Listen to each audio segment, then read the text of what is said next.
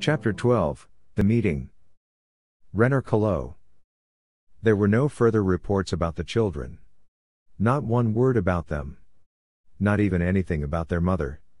If Dante Leben wasn't lying, then at least that information would be of use to the Emperor. Louis was riding beside me. His horse had been galloping the way my horse had been, and I could only guess that we needed to have another stop before taking the final flight towards Canella. We were so near that I could almost sense the horror of the deaths that littered the palace yards not so many months ago. I slowed down the horse, and my men did the same. When I finally pulled to a stop, my men gathered behind me. I turned around to face them. "Last camp, soldiers," I said. "Rest for the night, and we'll continue to the palace tomorrow." Nobody complained, and everybody went about pitching their tents. In a matter of minutes, we were resting. Some of the men were playing cards.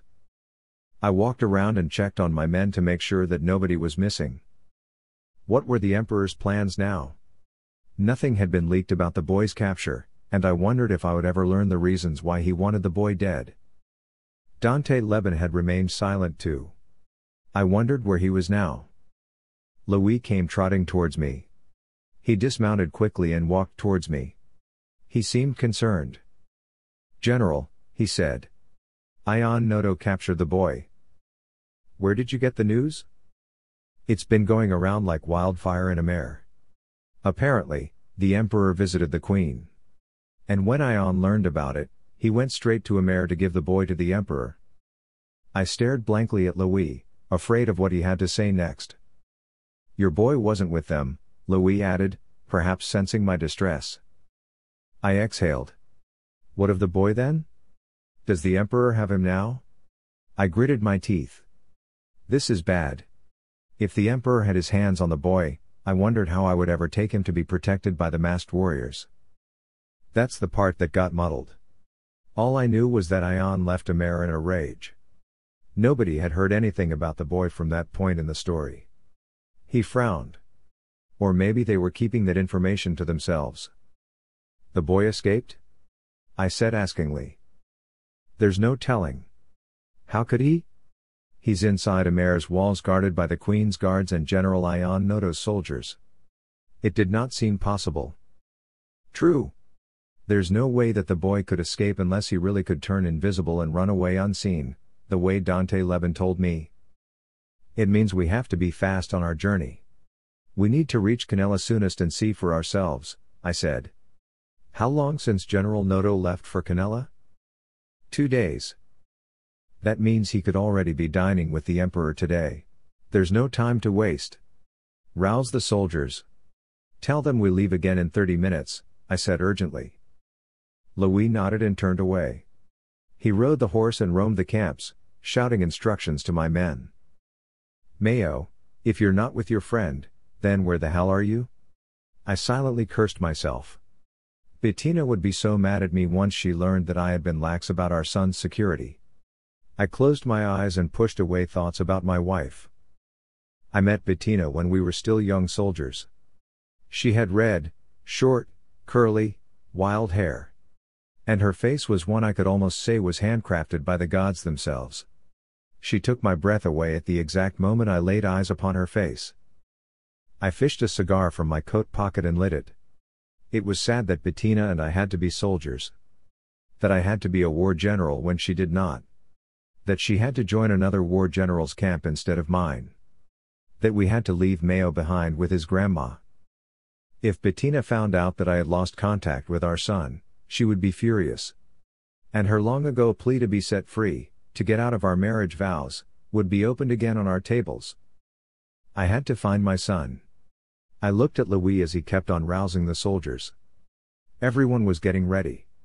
If there's anyone in the camp that I trust the way I believe in myself, it's Louis. Maybe it was time to set him off to find Mayo. 2 pairs of eyes going in different directions, searching for my son, were definitely better than one. I puffed on the cigar and tried to catch Louis' eyes.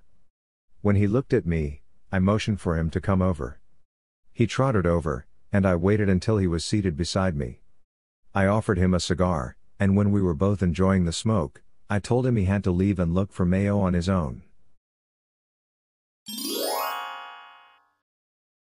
Nia Passup. I could feel the group's tension as we continued our journey out of Sinista. Somehow, knowing that there were tree runners made me feel secure. That regardless of whether there were beasts around, I could assuage my fears because someone would be able to assist us again. Miro had a bad cut on the left side of his face. The hubbub's claw had left an ugly gash just under his eye. It was red and swelling now, but at least the bleeding had stopped. My son looked mad, as though he could not believe that he could be beaten by a beast. "I'm tired, Mama," Goemi said. "We can't stop yet." "I believe we're almost out of Sinista," I said. Then I wondered inside my head how I knew. It was like I was familiar with Akia's geography. "What did I do before?" I asked. "What?" Goemi said. "What did I do before I lost my memory?"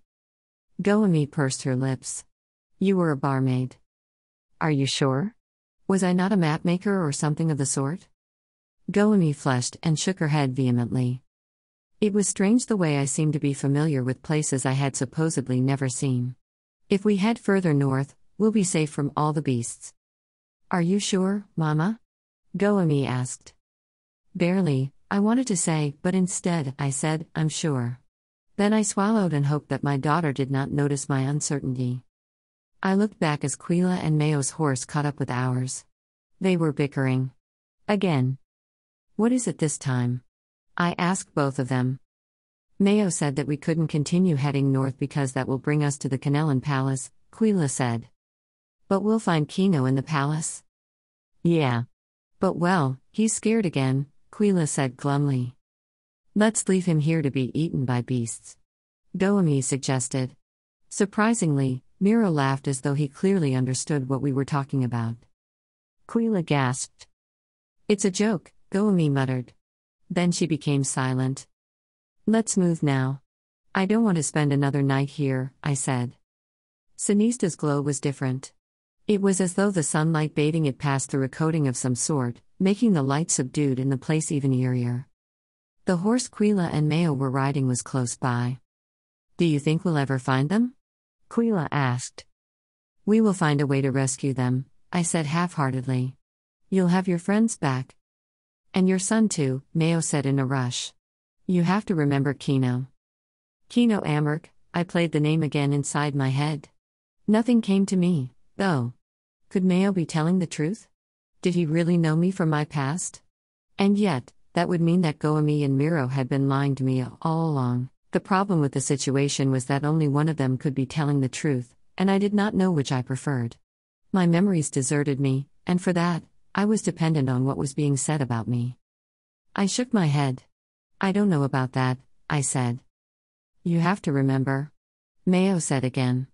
He could be very stubborn. I glared at him to make him stop talking as I did not want Miro agitated. It worked. Mayo blushed, and he kept silent throughout the rest of our trip. Pyper, San Diego. Every once in a while, I would catch Kino staring ahead with sad eyes. And at times, when he was the one who remained awake in the night to watch over us and raise the alarm should there be soldiers or beasts around, I would see him writing. Probably something to take his mind off what he had gone through. I did not dare to ask him about it as I knew it was too personal to discuss. Curiosity still dominated, though, and sometimes, I would ask him about it. To which he would shake his head in response and say nothing. Right then, as we rested under the trees, he had his lips pursed thinly as he wrote again. "What's that you're writing? Are you some sort of a poet now?" I said, teasing him. I wanted to make him laugh because his eyes seemed to be clouded more often than not. Kino shook his head. "It's nothing. Something Reigen told me to do." He continued writing for a few more minutes before he folded the paper and tucked it inside the pocket of his trousers. "I want to get out of this place," he said after a while. "Who doesn't?" I said. Arden walked over to us, holding 2 roasted rabbits. "This is all I was able to get us," he said, handing me the stick with the burned rabbit. It looked gory with all the char covering it. I gave it to Kino, who immediately pulled at a leg and started eating. "A few days, and we'll be out of here," Arden said. "Did you find anything else when you hunted?" I asked. Arden's eyebrows rose. "Nothing. No humans. I heard some sounds, but it could be beasts or animals. Nothing out of the ordinary. Have you thought of a place to go now that the soldiers are no longer coming after us? I asked. It occurred to me that the best place to go would be Canela. So, we'll continue pushing north. Kino paled. We're not going back there. Not after we ran away from the palace soldiers on the last moon turn. Well, it seemed the logical thing to do, Arden said as he munched on the meat. Mayo would tell everyone that we're trying to rescue you. Akean is much too big for us to meet coincidentally, he said, frowning. I don't think we'll be able to find them if we have no common destination in mind. So, are we going back there? Kino asked. That's the best way to find them sooner, he said. Listen, I know what you're thinking. That it's going to be dangerous, but Pyper and I can make ourselves invisible, and since you're with us, you can do that too. Danger is only an illusion to us. What power do you have now? I asked Kino. Kino shrugged. Invisibility is definitely one of them, but I don't know what the rest are, and I don't intend to find out. But you have to know, maybe it will save us one of these days, I said. Do you remember how I froze Miro's heart? Kino asked for the 100th time as though it was something anyone would forget easily. I exhaled. That doesn't count, really. It serves him right anyway for keeping his mother locked up in a room all the time. I mean, no one sane is going to do that. Not that I think Miro is sane. Regardless, I don't want to find out that the next power I have is something as vile, Kino argued. Pyper has a point, though, Arden said. He rubbed the back of his hand against his lower lip to remove the grease that had oozed from the rabbit's meat. Come on. I'm sure you'll be able to control your power. Not going to happen, Kino said stubbornly. What if you walk several paces away from us? And while you're at it, focus on that tree over there. Maybe if you're far enough from us, your power won't touch us, I said. Go on, Arden added. Pyper's suggestion is sound enough to me. Kino stood up, brooding. Maybe it would work. He walked away from us and stopped when he was a good 10 yards away. Not too far. Arden yelled. That should do. Kino looked at us. Then right before our eyes, his body transformed as though he had grown bark all over his body. I gasped and stood up. Arden was standing up, too, with his mouth hanging open as though he could not believe what he had just witnessed. I ran towards Kino, with Arden following me closely. Upon reaching Kino, I stared at him with wide eyes. What the crap happened to you? I asked. Kino stood taller than Arden like he'd grown several inches. His skin had gone sallow but on the brink of brown. It looked leathery the way trees' trunks are. His face had become sharp, almost splintery on the edges, too, and when he moved, it was as though he was not human. His movements were stiff. Only his eyes remained their original green. What happened? Kino asked in a guttural voice. Then instantly, he returned to his skin. He shivered visibly. Did you see that? It's like I became a log. A living log. What kind of stupid power is that? I was squeamish about it, and so was Arden. We stared at Kino in disbelief. No one's going to have any use for that power. Kino said irritably. I told you, it was a bad idea, he grumbled before walking back to where we left our food. He collapsed on the ground, but he did not pick up his food. Arden was laughing from behind me, and I glared back at him, disgusted at his reaction. What? He asked, a huge smile painted on his face. You have to admit. It's hilarious. He kept on chuckling until both of us were seated back beside Kino. I looked at Kino, and he stopped me from saying anything. Quit it, Pyper. I'm not trying any power again if I don't know what it is. My eyes widened. Do you reckon it was Reigen's power? I mean, he was clutching you to his body that time that he helped us escape. Huh? Kino said. Could be. However, that is one horrible power. What good will it do anyway? Arden chuckled again. When we need to make a bonfire, your power's going to be useful, he said jokingly. Then, he laughed again. I wanted so badly to smack his head. He could be his usual jolly self, but not when Kino was being so sensitive. To my horror, Arden continued, you will join us in the circus. Akeans will go crazy over your power.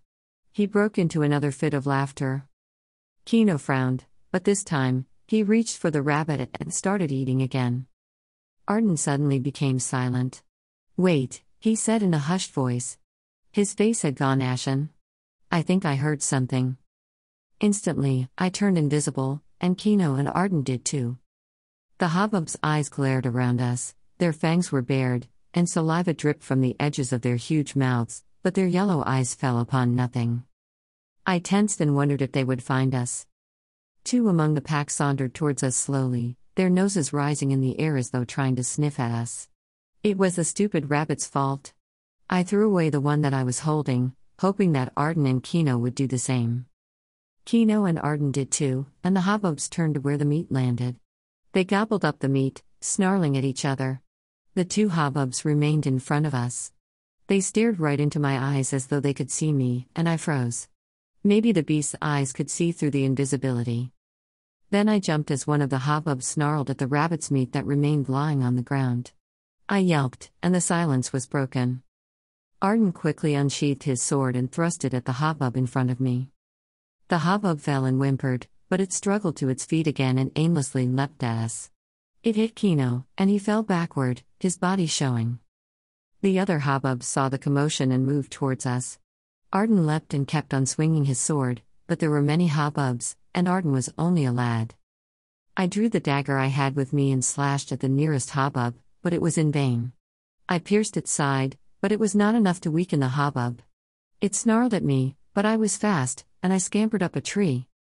Two hubbubs charged towards Kino. Instantly, Kino's body changed. His body became leathery.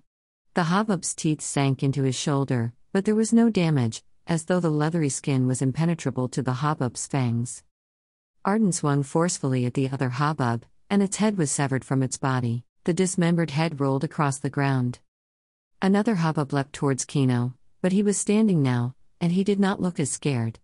He knew that the fangs could not bite into him anymore. "Kino!" I yelled. When he looked up at me, I threw my dagger towards him, and he caught it. Then he thrust it against the hubbub, the blade slicing through its furry body. The hubbub flailed madly, and Arden had to swing stronger than ever to hurt it more. The two fought against the hubbubs while I stayed in the tree watching them.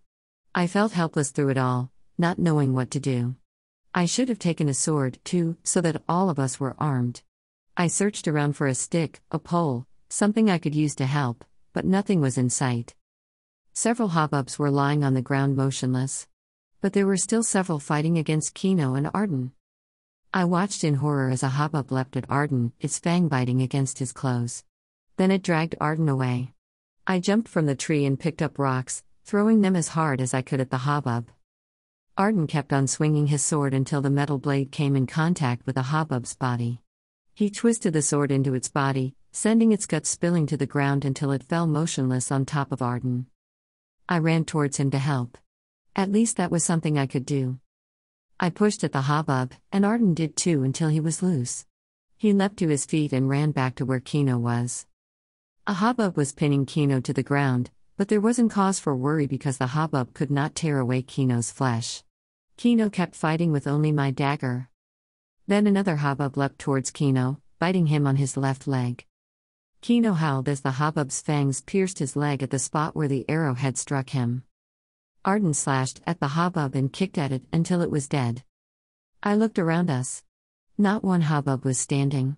The others that weren't hurt had all run away. "Kino!" I cried.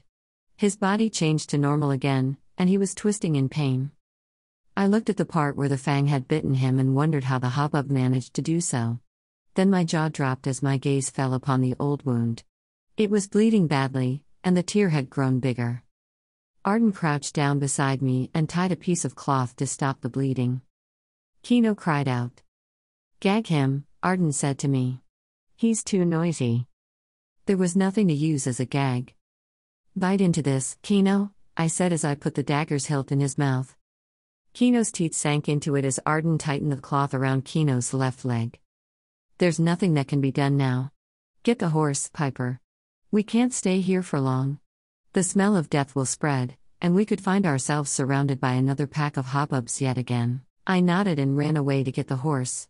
Dear gods, I hoped I would not come across anything this time. When I came back, I was riding a horse. I jumped down and helped Arden carry Kino. He was burning up. Not again, and certainly not so soon. I thought to myself, why does he have to be so sickly? Why is it always him? Why? I wanted to yell out loud. I pushed at Kino's torso as Arden lifted him. When he was seated, Arden climbed up onto the horse too, and I followed. Then, without another word, we rode into the night. The trees looked even eerier than before. I was only glad that Arden was quick on his sword, even if he was not overly muscular. If not for that, we could have been dead now. Arden, I think we should get some rest, I said. No. This place is filled with evil. I don't want to spend another night here. But it's inevitable. The horse is carrying all of us.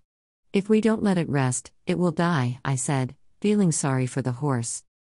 Then it died honorably, he said. I rolled my eyes but did not argue. I wanted to be out of this place too, but it seemed impossible now. Come on, we have to stop, I said. Kino's burning up again. Why? Do you think there's anything in this forest that could make things better for him? If we get out of here, maybe we can find an inn and stay there for a few days. But I did not argue for long. Because when hours passed by and the canopy of trees did not seem to end, it was Arden who finally conceded and slowed down. He dismounted after he found a place that seemed safe enough for us to set camp. We carried Kino and laid him down. Arden said he would take the first watch, so I lay beside Kino. Before sleep took me in, I glanced up at Arden and saw his head bobbing sideways. He had fallen asleep right before me. I wanted to get up and take the first watch, but tiredness seeped through my bones, and before long, I was snoring softly beside a moaning Kino.